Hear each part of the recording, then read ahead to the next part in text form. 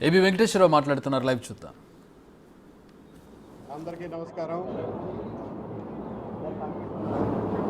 నేను ఇంజనీరింగ్ చదువుకుని టాటా మోటార్స్లో ఉద్యోగం చేసుకునేవాడిని.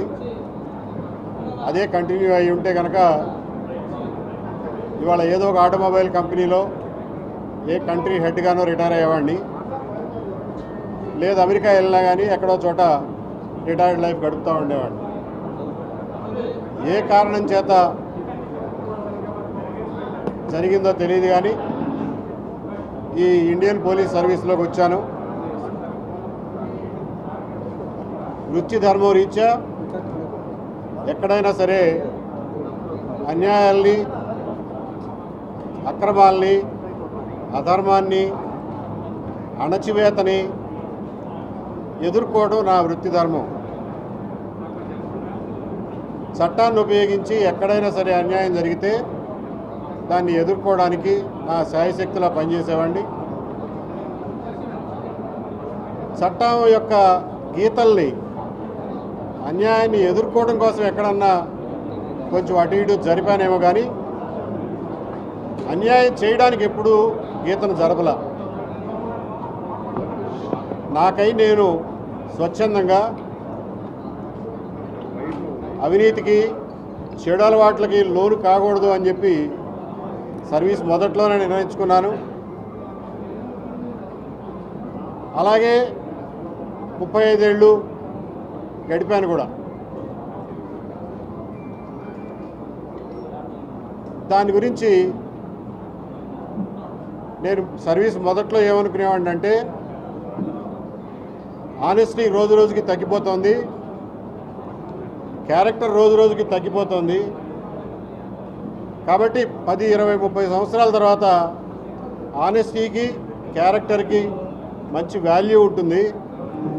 కాబట్టి నేను దాన్ని అలవర్చుకుంటే నాకు మంచి వాల్యూ ఉంటుందని చెప్పి అనుకున్నాను.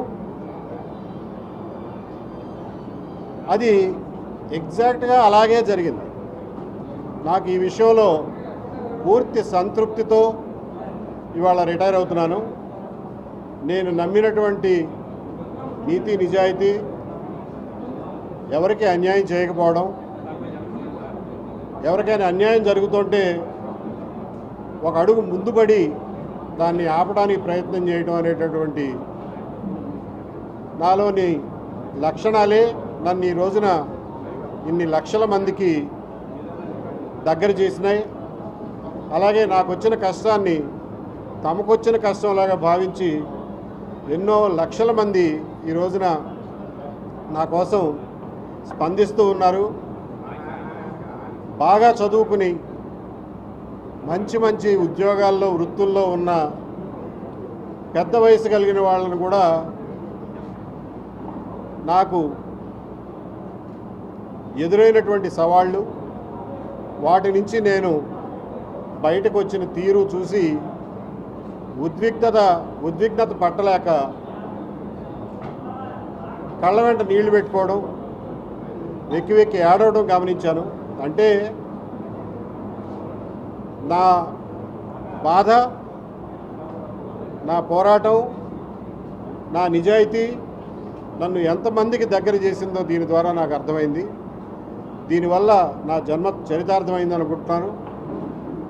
నేను వృత్తి రీత్యా ఎన్నో లక్షల మందిని కలిశాను. వాళ్ళల్లో పూటకి గడవని వాళ్ళు కూడా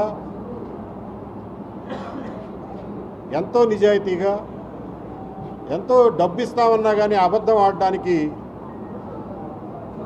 రిఫ్యూజ్ చేసినటువంటి గొప్ప గొప్ప మనుషులను చూశాను పేదవాళ్ళలో. అలాగే దుర్మార్గుల్ని చూశాను. కానీ సమాజంలో దుర్మార్గుల కంటే కూడా మంచివాళ్ల సంఖ్య ఎక్కువ ఉంటుందని చెప్పి ఒక ఆశావహ దృక్పథంతో ఉద్యోగం చేసిన వాడిని, బ్రతికిన వాడిని నేను. కాబట్టి ఆప్టమిస్టిక్గా ఉంటాను మనుషుల పట్ల. నేను ఈ రోజున రిటైర్ అవుతున్నాను అని అంటే వృత్తిరీత్యా రిటైర్ అవుతున్నాను తప్ప అన్యాయాన్ని ఎదుర్కోవడానికి, అణచివేతను ఎదుర్కోవడానికి, అమాయకులకి ఇబ్బంది కలిగితే వారికి సహాయం చేయడానికి నా జీవితంలో ఆరోగ్యం ఉన్నంత వరకు, కాళ్ళు చేతులు ఆడినంత వరకు, ఆఖరి క్షణం దాకా కూడా నేను ఇదే పనిలో ఉంటాను. ఎందుకంటే దేవుడు నా నుదుటిన ఈ వృత్తిని, ఈ ప్రవృత్తిని, ఈ పనిని నాకు రాసి పెట్టాడు. కాబట్టి నేను అది తప్ప నా జీవితానికి ఇంకేది తెలీదు. కాబట్టి శేష జీవితంలో నేను ఎంతమంది కన్నీళ్లు తొడవగలిగినా, ఎంతమందికి జరిగినటువంటి అన్యాయాన్ని ఆపగలిగినా, ఎదుర్కోగలిగినా, అణచివేత నుండి ప్రజల్ని రక్షించగలిగినా, అలాగే మంచితనానికి ఇబ్బంది కలగకుండా దుష్ట శిక్షణ, శిష్ట రక్షణ చేయడంలో మనిషిగా నా బాధ్యతని నిర్వర్తించడానికి నాకు తగినన్ని అవకాశాలు రిటైర్డ్ జీవితంలో కలుగుతాయని చెప్పి నాకు పూర్తి నమ్మకం ఉంది. నాకు ముక్కు ముఖం తెలవకపోయినా కానీ నా స్ట్రగుల్స్ పట్ల, నేను పడిన ఇబ్బందుల పట్ల ఎంతో ఆప్తులుగా స్పందించినటువంటి వాళ్ళందరికీ నేను జన్మజన్మలకి రుణపడి ఉంటాను. ఇక నుంచి కూడా నేను నా జీవితాన్ని ఇదే రకంగా కొనసాగిస్తానని చెప్పి అందరికీ ఎష్యూరెన్స్ ఇస్తూ సెలవు. Thank you.